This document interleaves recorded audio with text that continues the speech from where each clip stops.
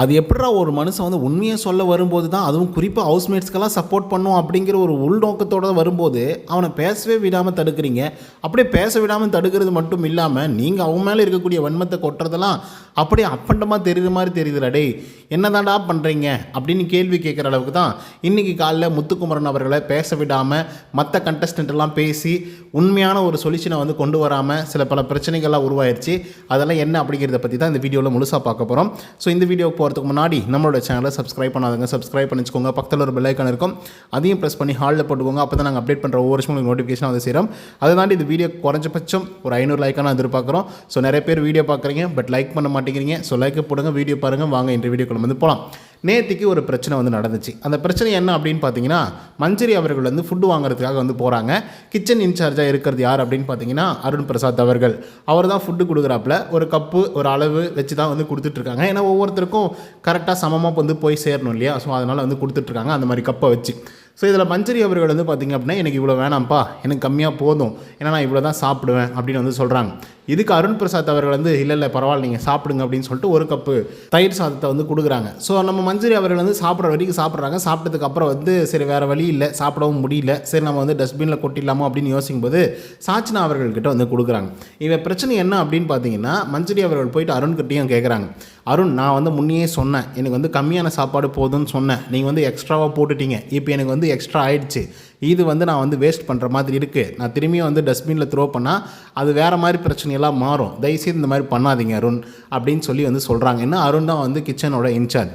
அருண் அவர்கள் வந்து இதெல்லாம் ஒரு பிரச்சனையா, இதெல்லாம் ஒரு பெரிய கம்ப்ளைண்ட்டா, போய் சாப்பிடுங்க போங்க அப்படின்னு சொல்லி அசால்ட்டாக வந்து சொல்லும்போது அந்த இடத்துல முத்துக்குமரன் வந்து என்ட்ராகிறாப்புல. என்ட்ரானதோடனே எப்படி நீங்கள் வந்து இது சாதாரணமான ஒரு கம்ப்ளைண்ட்டாக நீங்கள் வந்து எடுத்துக்கலாம், இதை பற்றி நீங்கள் கண்டிப்பாக டிஸ்கஸ் பண்ணி ஆகணும், ஏன்னா இது வந்து பெரிய விஷயம், ஏன்னா எல்லாருக்கும் இது வந்து போய் சேரணும் இல்லையா சாப்பாடு அப்படிங்கிறது, நீங்கள் ஒரு ஆளுக்கு வந்து எவ்வளோ வேணும் அப்படிங்கிறத கேட்டு கூட கொடுக்கலாம் அப்படிங்கிற மாதிரி முத்துக்குமரன் வந்து சொல்கிறாங்க. அதுக்கு வந்து பார்த்திங்க அப்படின்னா நம்மளுடைய அருண் பிரசாத் அவர்கள் வந்து டேய் நாங்கள் 2 பேர் பேசிகிட்டு இருக்கோம், இடையில் நீ எதுக்கு வர அப்படின்னு ஒரு கேள்வி கேட்குறாங்க. ஸோ அதுக்குள்ளே வந்து பார்த்திங்கன்னா மற்ற கண்டஸ்டன்ட்லாம் உள்ளே வந்துடுறாங்க. அப்புறம் வந்து அந்த பிரச்சனை வந்து அப்படியே வந்து கலைய ஆரம்பிக்குது. அதுக்கப்புறம் வந்து வேறு விஷயங்கள்லாம் வந்து நடக்குது. ஆக்சுவலாக நிறைய பேருக்கு இருக்கக்கூடிய டவுட் என்ன அப்படின்னு பார்த்தீங்கன்னா, முத்துக்குமரன் இவங்க 2 பேருடைய கான்வர்சேஷனில் எதுக்கு உள்ளே போகணும்? ஆல்ரெடி மஞ்சரிக்கும் அருணுக்கும் ஆகவே ஆகாது. அவங்க 2 பேரும் வந்து பிரச்சனை பண்ணுறாங்க, சண்டை போடுறாங்க, ஏதோ ஒன்று பண்ணிட்டு போகிறாங்க, அது அவங்களுடைய பிரச்சனை. இதுக்கிடையில் எதுக்கு முத்துக்குமரன் வந்து உள்ளே போகணும்? உள்ளே போய் ஏதாவது ஸ்கோர் பண்ணணும்னு நினைக்கிறாரா, நிறைய வாக்குகள் வாங்கணும்னு நினைக்கிறாரா, இல்லை வந்து அட்டென்ஷன் சீக் பண்ணுறாரா அப்படின்னு சொல்லிட்டு பல விமர்சனங்கள் வந்து முத்துக்குமரன் மேலே வந்து வந்துச்சு. பட் முத்துக்குமரன் சொல்லக்கூடிய எக்ஸ்ப்ளனேஷன் வந்து பார்த்திங்க அப்படின்னா அவ்வளோ 100% அக்யூரேட்டாக வந்து இருக்குது. என்ன அந்த எக்ஸ்ப்ளனேஷன் அப்படின்னு சொல்லி பார்க்கும்போது, இன்றைக்கி காலைல அதே பிரச்சனையை வந்து முன்மொழிகிறாங்க. யார்? நம்மளுடைய முத்துக்குமரன் முன்கூட்டியே வந்து தீபக் அவர்கள்ட்ட வந்து சொல்லியிருக்காங்க, இந்த மாதிரி ஒரு பிரச்சனை இருக்குது, இதை வந்து கொஞ்சம் பார்த்து பண்ணிக்கோங்க அப்படிங்கிற மாதிரி. இந்த விஷயத்தை காலையிலே வந்து அட்ரஸ் பண்ணுறாப்புல நம்ம தீபக் அவர்கள். ஸோ இவர் வந்து பார்த்திங்கன்னா மார்னிங் ஆக்டிவிட்டி டாஸ்க் முடிஞ்சதுக்கப்புறம் ஸோ இதை பற்றி பேசலாம் அப்படிங்கிற ஒரு டிஸ்கஷன் வந்து வரும்போது முத்துக்குமரன் வந்து கிளியராக வந்து எக்ஸ்ப்ளனேஷன் கொடுக்கறதுக்காக எந்திரிக்கிறாப்புல. எந்திரிச்சு அருணுக்கும் எனக்கும் ஒரு பிரச்சனை வந்து இதுக்கு முன்னாடியே வந்து நடந்தது. ஜாக்லின் அவர்கள் வந்து ஒரு விஷயத்தை வந்து பண்ணாங்க. அப்படி வந்து பண்ணும்போது அது என்னாச்சு அப்படின்னா, நீங்கள் இடையில் வந்து வராதிங்க, நான் எங்கள் 2 பேருக்குள்ளே இருக்கக்கூடிய பிரச்சனை அது, நானே சாதாரணமாக போயிட்டேன், நீங்கள் எதுக்கு வந்து தலையிடுறீங்க, இது 2 பேரோட சம்மந்தப்பட்ட ஒரு விஷயம், ஸோ நீங்கள் வந்து இடையில் வராதிங்க அப்படிங்கிற மாதிரி ஒரு விஷயம் வந்து சொன்னார். ஸோ அதனால் அதுக்கப்புறம் நான் அருணோட பிரச்சனையில் எப்பயுமே நான் வந்து தலையிடுறதே கிடையாது. அவராக கூப்பிட்டா மட்டும்தான் நான் வந்து அந்த பிரச்சனையில் வந்து தலையிடுவேனே தவிர, அவராக கூப்பிடாமல் அவரோட பிரச்சனையில் வந்து நான் தலையிடவே மாட்டேன். ஆனால் இன்றைக்கி நடந்த ஒரு விஷயம் வந்து பார்த்திங்க அப்படின்னா, நானாக தலையிட வேண்டிய அவசியம் வந்து இருக்குது. ஸோ அதனால தான் வந்து நான் தலையிட்டேன். ஆனால் அப்படி தலையிடும்போது நீ வந்து இடையில் வராத, எங்கள் 2 பேருக்குள்ளே இருக்கிற பிரச்சனைக்கு நீ இடையில் வராத அப்படின்னு வந்து சொல்கிறாரு. அது வந்து தப்பாக தெரியுது அப்படின்னு சொல்லிட்டு அருண் பிரசாத் அவர்களை பாயிண்ட் அவுட் பண்ணி நம்ம முத்துக்குமரன் சொல்கிறாப்புல. அதுக்கப்புறம் ஒரு பெரிய எக்ஸ்ப்ளனேஷன் வந்து இருக்குது. ஆனால் அந்த எக்ஸ்ப்ளனேஷனை வந்து பார்த்திங்கன்னா தடுக்கிறாங்க சொல்லப்போனால். இப்போ தீபக் அவர்கள் வந்து, அதாவது முத்துக்குமரன் நீங்கள் என்ன சொல்ல வரீங்களோ அதை கிளியராக சொல்லுங்கள், ஏன்னா பொது சபைக்கு வந்துடுச்சு, அதை நீங்கள் கிளியராக சொல்லுங்கள், கிளியராக சொல்கிறீங்கன்னு சொல்கிறாரே தவிர, மற்றபடிக்கு தீபக் மட்டும்தான் பேசுகிறாரே தவிர முத்துக்குமரனை பேசவே விடலை. அதுக்கப்புறம் என்ன சொல்ல வராரு அப்படின்றத. அதுக்கப்புறம் தீபக் அவர்கள் சொல்யூஷன் சொல்கிறான் அப்படிங்கிற பேரில் அவராகவே எல்லாத்தையும் சொல்லிட்டு இருக்காரு. நேற்றுக்கு வந்து சாப்பாடு இந்த மாதிரி நடந்துச்சு, அப்புறம் வந்து மஞ்சரி அவர்கள் வந்து கேட்டாங்க, எக்ஸ்ட்ரா அருண் பிரசாத் வந்து கொடுத்துட்டாங்க, அதை வந்து மஞ்சரி அவர்கள் வேஸ்ட் பண்ணுறதுக்காக போயிட்டு சாச்சன் அவர்களுக்கு வந்து கொடுத்துட்டாங்க. அதுக்கப்புறம் வந்து திரும்பி வந்து அருண் கிட்ட வந்து சொல்லும்போது அப்போ வந்து இடையில் வந்து முத்துக்குமரன் சண்டை வந்தாப்புன, அப்படி வந்து 2 பேருக்குள்ளே இருக்கக்கூடிய பிரச்சனையை வந்து நீ எதுக்குடா வர உள்ளற அப்படின்னு சொல்லி அருண் பிரசாத் வந்து முத்துக்குமரனை கேட்குறாரு. ஆனால் இது பொது பிரச்சனை அப்படின்னு சொல்லிட்டு முத்துக்குமரன் உணர்றாரு. ஸோ அதனால தான் வந்து இதெல்லாம் கேட்குறாங்க. ஆனால் இதுக்கப்புறம் அந்த மாதிரிலாம் நடக்கக்கூடாது, சாப்பாடும் வேஸ்ட் ஆகக்கூடாது, அதே மாதிரி 16 பேருக்கு 17 பேருக்கு வந்து சமைச்சிட்டு இருக்காங்க அவங்க எல்லாரும் சேர்ந்துக்கிட்டு. ஸோ அவங்கள போய் ரொம்ப டிஸ்டர்ப் பண்ணக்கூடாது. சின்ன சின்ன கம்ப்ளைண்ட்ஸ் இருந்தாங்க, அவங்களாம் ஒர்க் பண்ணி முடிச்சதுக்கப்புறம் அதை பற்றி பேசுங்க. இல்லை உங்கள் 2 பேருக்குள்ளே வந்து பர்சனலாக பிரச்சனை ஆகுது அப்படின்னா 2 பேரும் தனியாக உட்காந்து பேசுங்க, நீங்கள் இந்த மாதிரி பொது வெளியில் பேசாதீங்க அப்படிங்கிற மாதிரி தீபக் வந்து சொல்கிறாப்புல.